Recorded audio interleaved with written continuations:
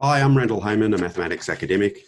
I've created a number of Corona Help playlists with quick turnaround videos on primary school, secondary school, and university level mathematics. If you'd like me to make a video for you or for your students, then comment below or drop me an email at coronahelpmathematics@gmail.com. Okay, so today in this video, I wanted to prove that something's an ideal. And someone from the US has asked me to do it on the ring of polynomials, which I'm happy to do. So here's what we're being asked to do. I think I'll use red generally for, or maybe green for things that people should cast their eye at. Prove that I, which is this thing here, is an ideal in R. Okay, so let's have a look at this. This I consists of all the polynomials with real coefficients.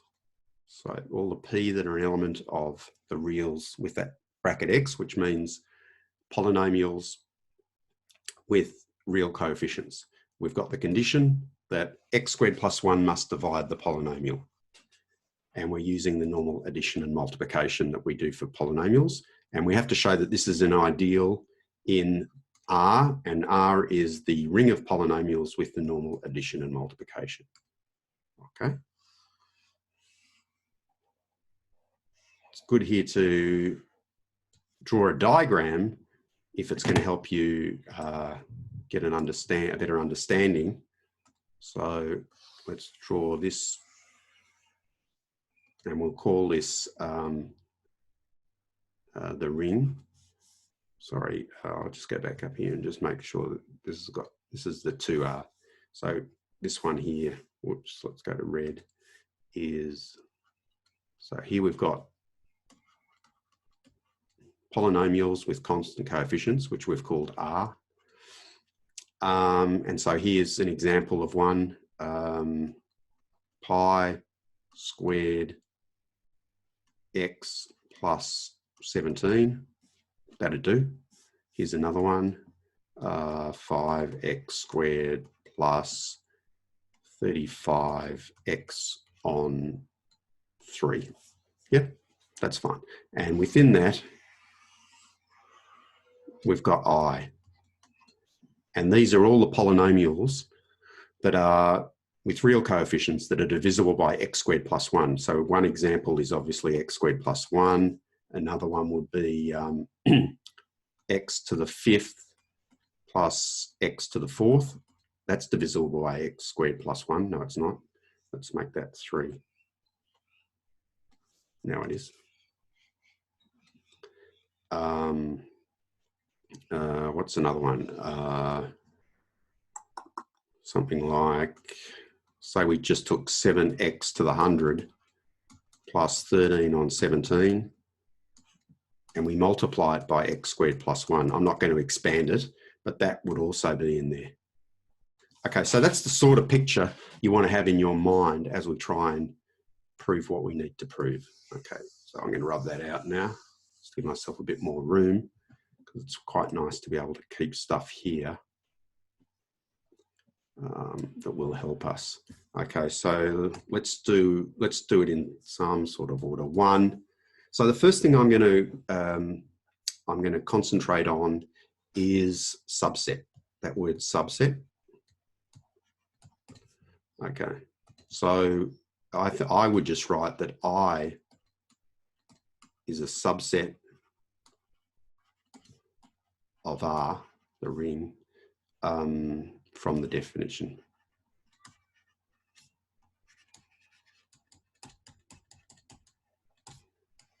Of I. And what I'm talking about there is here. It's all the polynomials that have real coefficients. And then there's some other conditions which you don't need to worry about. But this bit here tells us that in fact it's a subset, because every element of I is an element of R. Okay, so that should do there. Second, non-empty. Well, here I'd just say that x squared plus 1, that polynomial is an element of I. So I is non-empty. Now, the third one, which I mentioned in the previous video, is really the thing that takes this subset to being a subgroup of R. And so let's do that. So I'm just going to put here as just an aid. That's what we're trying to show, given certain conditions. So let's go, suppose A and B are elements of there. So just, I'm going back to this thing. If A and B are in elements of the ideal, then the difference between them must be in the ideal. So let's now do that. Now I could write out A and B as in like A0 plus A1x plus all this sort of stuff, but I think we can do it without that. Suppose that A and B are elements of I, then A equals x squared plus 1, say f, and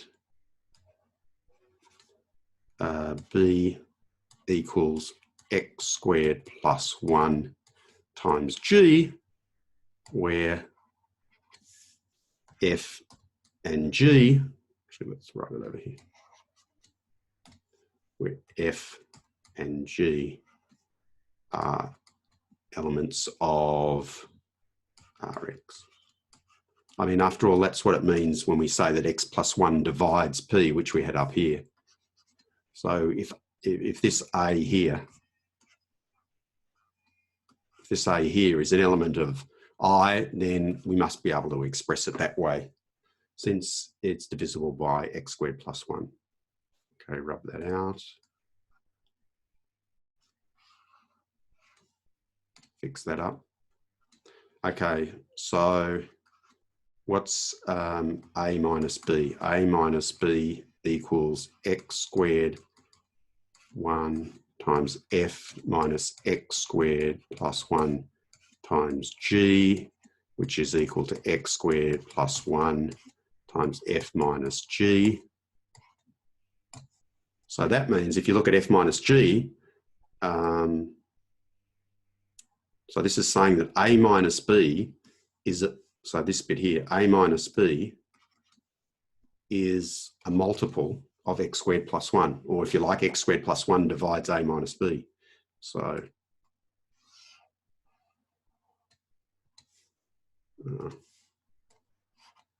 so let's push this up a bit. So that dot dot, so this means A minus B is an element of I. Good. And then the fourth one, which we have to show that A dot R equals R dot A is an element of I. That's just sort of summary code for it. Just for those that are interested, why you'll notice that there's here, there's A times R and R times A. If you've only got one of them but not the other, then you'll either have a left or a right ideal. But for what we're talking about so far in everything, we're just talking about ideals. So they have to be both left and right ideals. Okay, so how are we going to do this? Well, I suppose we'd go, suppose A is an element of I, but remember R is just an element of the ring.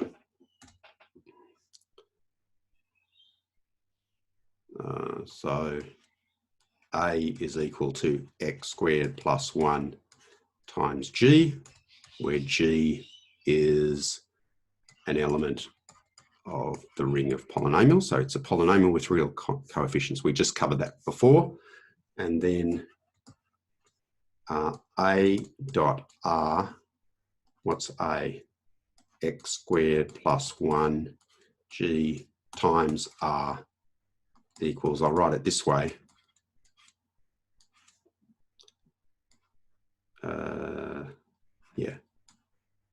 g times R. So what we can say here, if just here we've got A times R equals this. So A times R is a multiple of x squared plus 1. So that is an element of I. And then let's rub that out.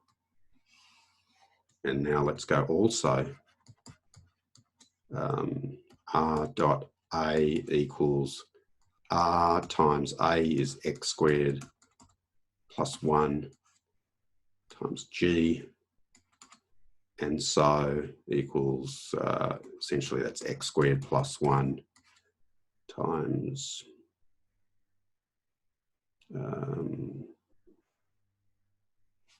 well, actually you could just leave it like that, I suppose.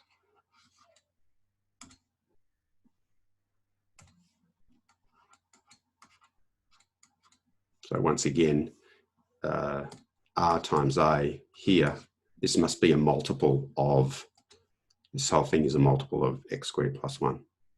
Okay, and so now we can just put the last line. So therefore, I is a ideal in R. And that should be enough to get you full marks. If you've got any questions on that, let me know. Otherwise, questions on anything in mathematics, comment below, or you could drop me an email, coronahelpmathematics@gmail.com.